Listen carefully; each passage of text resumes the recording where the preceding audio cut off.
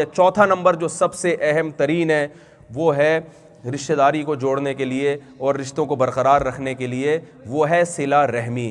صلہ عربی میں کہتے ہیں جوڑنے کو، رحم کہتے ہیں عربی میں رشتوں کو۔ تو اسلام میں رشتوں کو جوڑنے کا حکم بہت تاکید کے ساتھ ہے۔ نبی صلی اللہ علیہ وسلم نے فرمایا کہ جو شخص رشتہ توڑتا ہے، رشتہ داروں کو ناراض کرتا ہے، وہ جنت میں نہیں جائے گا۔ اسلام میں رشتوں کو دوستوں پر ترجیح ہے۔ سمجھ میں آ رہی ہے بات کہ نہیں آ رہی ہے؟ آج دوست کو قریب کیا جا رہا ہے، خونی رشتوں کو دور کیا جا رہا ہے۔ حدیث میں آتا ہے زکوٰۃ کا سب سے پہلا مستحق کون ہے؟ آپ کے غریب رشتہ دار۔ آپ صلی اللہ علیہ وسلم نے فرمایا زکوٰۃ اپنے غریب رشتہ دار کو دو گے 2 اجر ملیں گے، ایک تو غریب کے ساتھ تعاون کا اور ایک رشتہ داری کو جوڑنے کا۔ تو رشتہ داری جوڑی کیسے جاتی ہے؟ حدیث میں آتا ہے بل الارحام ولو بالسلام، اپنے رشتوں کو تر رکھو، گیلا رکھو، خشک نہ ہونے دو۔ کچھ نہیں ہو سکتا سلام کر لیا کرو۔ سلام کو انگلش میں ہیلو ہائے بولتے ہیں، ٹھیک ہے نا؟ تھوڑا بہت ہیلو ہائے شریعت کی روشنی میں، ایسا نہ ہو ہیلو ہائے شروع کر دیں السلام علیکم۔ مطلب یہ کہ ان سے تعلق رکھیں۔ آپ کے جو رشتہ دار پاکستان میں رہتے ہیں، دوسرے کنٹریز، انڈیا میں رہتے ہیں، دوسرے کنٹریز میں رہتے ہیں، آپ بھول نہ جائیں۔ کچھ نہیں کر سکتے بھائی، فون کر لیا کریں 2-4 دنوں کے بعد۔ وہ پوچھے کیوں فون کر رہے ہو؟ بھائی آپ میرے بھائی ہیں، تو بھائیوں کا بھائی سے رشتہ ہوتا ہے، تو مجھے اللہ نے حکم دیا کہ میں آپ سے رابطہ رکھوں۔ آپ میری سسٹر ہو، آپ میری بہن ہو، میرا فرض ہے کہ میں آپ سے رابطہ رکھوں۔ ہمارے شیخ جو تھے مفتی رشید احمد صاحب لدھیانوی رحمہ اللہ تعالیٰ، اتنے مصروف تھے نا، ایک منٹ ان کا بہت قیمتی تھا، اتنے مصروف۔ وہ جب نیچے اترتے نا آفس میں، ٹائم دیکھتے گھڑی کو، تو ایک دن ہم سے پوچھا بتاؤ میں گھڑی کیوں دیکھتا ہوں؟ ہم نے کہا اس لیے دیکھتے ہیں، یہ دیکھنے کے لیے کہ گھڑی صحیح ٹائم بتا رہی ہے کہ نہیں بتا رہی۔ حقیقت ہے۔ انہوں نے کہا جواب درست۔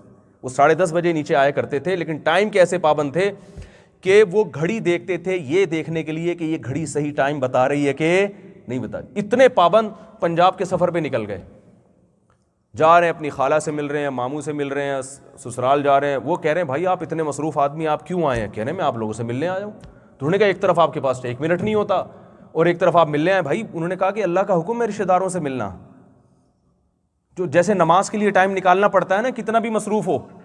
کیا خیال ہے بھائی؟ جن کو نماز کے لیے ٹائم نہیں نکلتا، میں کہتا ہوں آپ واش روم کے لیے ٹائم نکلتا ہے کہ نہیں نکلتا؟ کتنے مصروف ہیں تو واش روم کے لیے ٹائم نکلتا ہے کہ نہیں نکلتا؟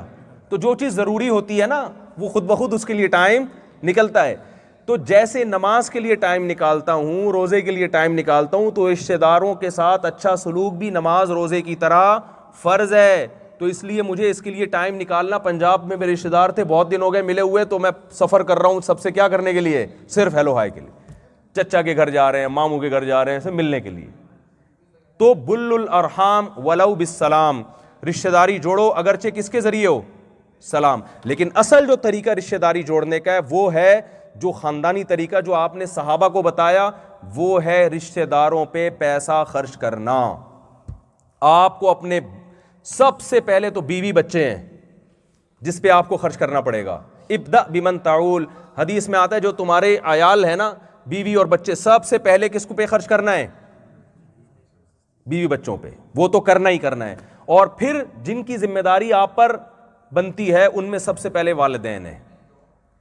قل ما انفقتم من خیر فللوالدین، اللہ فرماتے ہیں جو بھی اضافی خرچ کرو گے اس میں سب سے پہلے تمہارے پیرنٹس ہیں، ان کو آپ نے دینا ہے، ان کے مانگے بغیر نہیں۔ یاری بات میرا خیال ہے دینا ہے ان کو۔ وہ پوچھیں بھائی یہ مجھے ضرورت نہیں کیوں دے رہے ہو؟ بھائی میں ضرورت کی وجہ سے تو پڑوسی کو بھی کھلا دیتا ہوں، آپ اس کو اس لیے دے رہا ہوں آپ میرے ابا ہیں۔ ارے بھائی ابا پہ خرچ اگر ضرورت کی وجہ سے کیا جائے تو عام مسکین میں اور ابا میں کوئی فرق ہو گیا ہے بھائی؟ وہ تو کوئی بھی آپ کو کوئی کتا بھی نظر آتا ہے بھوکا تو اس کو بھی کھلاؤ گے نا، تو ابا میں اور ڈاگ میں کوئی فرق تو آپ نے چھوڑا نہیں۔ ابا کو تو اس لیے خرچ کیا جا رہا ہے کہ وہ کیا ہیں؟ ابا۔ ماں پہ اس لیے خرچ کیا جائے گا کہ وہ کیا ہیں؟ ماں ہیں۔ بھائی اور بہنوں پہ اس لیے خرچ کیا جائے گا کہ وہ کیا ہیں؟ بلڈ ریلیشن ہے۔ حضرت ابو طلحہ انصاری نبی صلی اللہ علیہ وسلم کے پاس آئے، عرض کیا یا رسول اللہ، اللہ نے قرآن میں فرمایا لن تنالوا البر حتى تنفقوا مما تحبون، جب تک محبوب چیز اللہ کی راہ میں صدقہ نہیں کرتے نیکی کو نہیں پا سکتے۔ میرے پاس ایک باغ ہے، بہت پھل دینے والا باغ ہے، میں چاہتا ہوں اس کو اللہ کی راہ میں صدقہ کر دوں۔ آپ نے فرمایا بخن ذاک مال رابح، واہ واہ اتنا قیمتی مال لے آئے ہیں بھائی، انہوں نے عرض کیا یا رسول اللہ آپ بتائیں کہاں خرچ کروں؟ فرمایا اپنے چچا کے بیٹوں کو دے دو۔ رشتہ داری جوڑنا سکھائی نبی صلی اللہ علیہ وسلم۔ اتنا بڑا گفٹ کس کو دیا جا رہا ہے؟ بولو نا بھائی، چچا کے۔ آج کوئی لفٹ کرا، سگے بھائی کو لفٹ نہیں کراتے، چچا اور اس کے بیٹے تو چچا کے بیٹوں کو دے دو۔ کتنا ان کے چچا کو، بیٹوں کو جب انہوں نے اپنا باغ دیا ہوگا، رشتہ داری کیسی مضبوط ہوئی ہوگی کہ نہیں ہوئی ہوگی؟ ساری زندگی وہ جب بھی باغ کا پھل کھائیں گے، اس سے بزنس کریں گے، کہیں گے یار یہ ہمارے کزن نے دیا ہے۔ آج ہم چاہتے ہیں کہ دوسرا ہم سے اچھا سلوک کرے، ہم پہل کرنے کے لیے تیار نہیں ہے۔ اور نبی نے فرمایا لیس الواصل بالمکافہ، رشتہ داری جوڑنے والا یہ نہیں ہے جو بدلہ دے۔ اس نے آپ کو چائے پلائی تو آپ نے بھی پلا دی، اس نے ہیلو ہائی کی تو آپ نے بھی ہیلو، اس نے گفٹ بھیجا تھا تو آپ نے بھی بھیج دیا۔ یہ تو سب کے ساتھ ہی ہوتا ہے بھائی، یہ تو فرینڈس کے ساتھ بھی ہوتا ہے۔ فرمایا رشتہ داری جوڑنے والا یہ ہے کہ رشتہ دار توڑ رہا ہے، اس کے باوجود آپ جوڑ رہے ہیں۔